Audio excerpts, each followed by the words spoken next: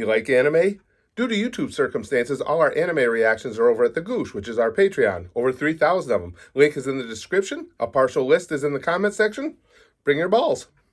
Okay, guys. Now, the other day I told you guys that story about how I got thrown out of that comedy club for life in Connecticut. And you guys seemed to enjoy it, said you wanted to hear the story of the other 2 times I've been asked to never return to comedy clubs. And so I thought I'd share them with you. And as I say this, it dawns on me that maybe if you've been thrown out of 3 comedy clubs for life, maybe it's not the comedy clubs that are an issue. Maybe it's me?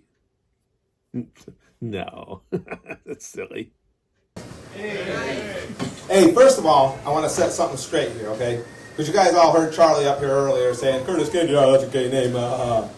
What really happened was, Charlie was taking down the names back there. And he said, what's your name? I said, Curtis Kennedy. He said, oh, are you gay? It's when I said no that Charlie got all bitchy. And I actually, sir, I want to apologize to you, too. I don't know if you guys caught that. But when they introduced me, I had to come up here, and I was standing. He was sitting. It's kind of close quarters, and it was a little uncomfortable. I think we're dating now. Yeah, I mean, I'm only apologizing to you not because of the gay overtones, just because you're going to be disappointed. I mean, I suck. So this place I was asked to never return to is the Catch a Rising Star in Cambridge, Massachusetts. Now, it just occurred to me as I was getting ready to tell you guys the story, it's really kind of funny that it's 180 degrees diametrically opposed to the last story. Because the last time, as you remember, the crowd really liked me. We had a good time. We had some laughs. And the owner hated me. This time, the guy that ran the club, his name was Robin something. I apologize, I can't remember his last name, was really cool. The crowd, on the other hand, really fucking hated me. How could you hate me? But I'll tell you the story of what went on. Again, it's the Catch a Rising Star in Cambridge, Massachusetts. I got booked to play there one night, and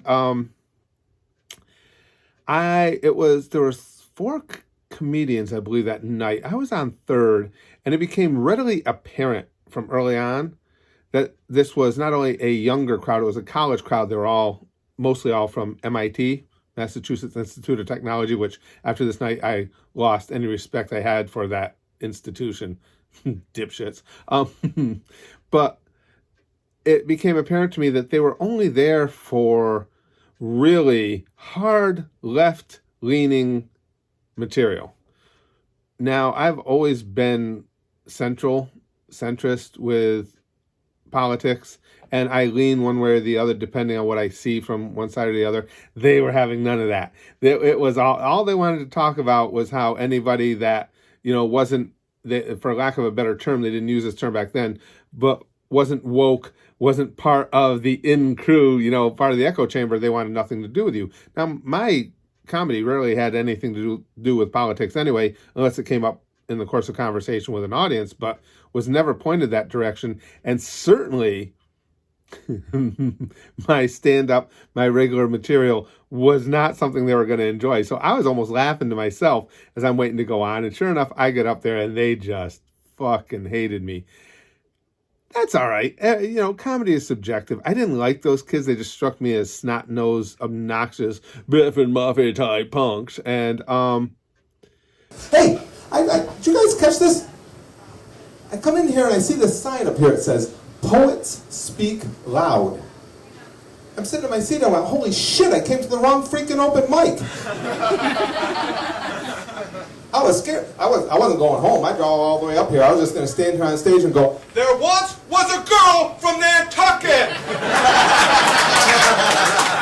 Fuck it, I drove here. I'm getting stage time. And this poor gentleman over here, sir, I don't mean to insinuate you're old, but I saw him out of the corner of my eye when I said the Nantucket thing, and he said, hey, I originally wrote that poem. Quit squatting on my copyright, bitch. I had a couple options. I could have just done my material and called it a lost night. We just didn't go in sync. But for some reason, they actually pissed me off. And I'm one of the few entertainers that if an audience pisses me off enough, I just kind of want to punch them in the face. I mean, physically, literally punched them in the face. So seeing as how I think, as far as I know, that's still against the law, I just went after them, and I was mean. In looking back, I may have gone a little too far. I was vicious to all of them, and the good thing is when you're used to public speaking and you have the mic and your sound is amplified, it's easy to dominate the conversation. And I was speaking quickly and getting. I remember this one young woman. I was getting her to respond, and I was going out of my way to ensure that she would, no matter how she responded to the questions I posed to her, the things I said to her, she would come out looking bad. And at one point, I do remember the phrase "yuppie slut" being incorporated. And when it was, her boyfriend stood up, and he was like very offended. And so it was really getting testy. And he stands up, and I started laughing, and the laugh was genuine. I wasn't doing it just to mock him, because he was probably a little taller than me, and if he weighed 130 pounds, it was because he had rocks in his pockets. And I said, it was the first time I think I used this line. I said, "Hey, listen, Junior," I said, "if you're going to go throwing your chest out at me, just do me a favor and grow one. Do a push-up, bro." I mean, this is really sad. And he got pissed. She got pissed. They threw a couple of fuck yous, which they go to MIT. I thought they could have been more creative than that, and they left. So I continued to hammer on the other ones that I hated. I cleared out about half the joint. And so needless to say, when I got off stage, Robin, the guy who owned the club, was as cool. I figured it was going to be another, it would be another go round between me and a club owner. But I think the difference was the other place was a bar and restaurant that hosted comedy. Robin ran a comedy club. There's a difference. He understood things. I almost felt kind of bad for being as mean to them as I was, because Robin was so cool about it. He comes to me and goes, "Well," he goes, "I don't think we had a match here, did we?" He goes, "Your comedy and my audience." I said, No, I don't think we exactly clicked today, Robin." He goes, "No." He goes, "Well," he says, "I appreciate you coming down." He says, "You got to understand." He said, "I won't be asking you back." I said, "You got to understand, I won't be disappointed." He's like, "No, I didn't think you would." He said, "But hang out, have a drink, whatever you want." Blah, blah, blah. Very, very cool about it all. The funniest part of this was, though, I did notice while I was on stage, especially when I started hammering these kids, there was a table that, you got the lights in your face. You can't have a lot of depth of what you can see from the stage. In the back, I heard a lot of laughs. It turns out it was I've forgotten, 4 or 5 guys. It must have been a Friday night show, because they're all dressed in suits. They're obviously businessmen who had come to have some fun at the comedy club. They called me over.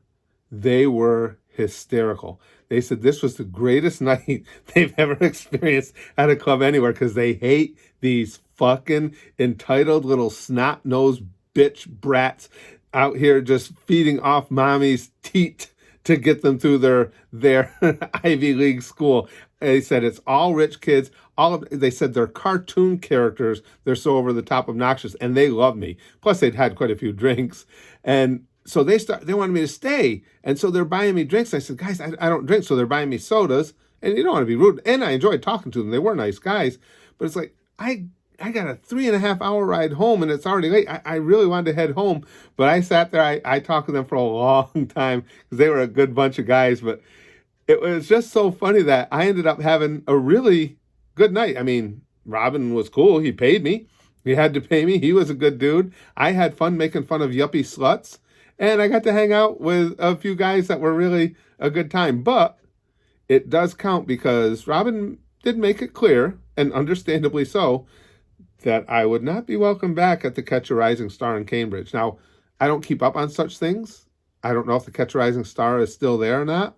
But if so, and you go out, I encourage you to go out for a night of comedy. As far as the club goes, I think it was a great place. I don't know if Robin's still there. It's many years ago. I think it's a great place. Go and have a good time. But I'm pretty sure I won't be on the lineup.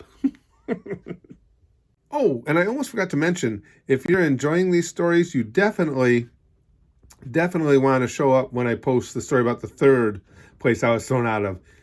It was, to me, the funniest of the stories, and definitely the most contentious. It's one thing to throw somebody out of your club. It's another when you would really like to see them dead, and I'm sure that the lady at this club would much prefer I was not among the living.